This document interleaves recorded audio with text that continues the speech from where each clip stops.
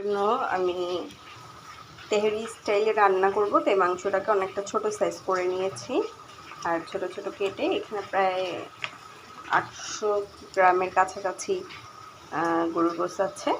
এটা দিয়ে আমি তেহারি সিস্টেমে রান্না করব, তবে অনেকটা কাচ্চি টাইপের টেস্টও আসবে।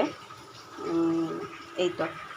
আর এখানে আমি মশলা নিয়েছি, কিশমিশ নিয়েছি, বাদাম নিয়েছি, কাজু বাদাম, পেস্তা বাদাম নিয়েছি, এখানে জয়ফল, জয়ত্রী, আর এটা হচ্ছে স্টার ইনিস মশলা। এই মশলাটা একটা দিনই যথেষ্ট, খুব সুন্দর ঘ্রাণ আসে। আর পোস্তদানা আছে, এখানে দারুচিনি আছে, তেজপাতা আছে, এলাচ আছে, সাথে রাঁধুনি বিরিয়ানি মশলাতে তো সব উপকরণ দেওয়াই আছে, আপনারা দেখলেন। এখানে আর কী কী ইউজ করতে হবে এই জিনিসগুলো ইউজ করব। সাথে আমি পেঁয়াজ কুচি করে নিয়েছি, এটা সম্পূর্ণ বেরেস্তা করে নিব, আর বেরেস্তাটাই আমি বিরিয়ানিতে ইউজ করব।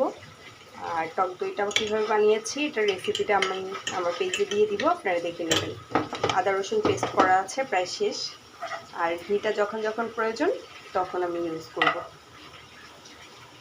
তো এখানে আমি তেল দিয়ে দিয়েছি অল্প পরিমাণে, যেহেতু আমার গরুটার ভিতরে কিছুটা চর্বি আমি নিয়ে নিয়েছি। আর এখানে পেঁয়াজ কুচিটা আমি দিয়ে দিব বেরেস্তা করার জন্য।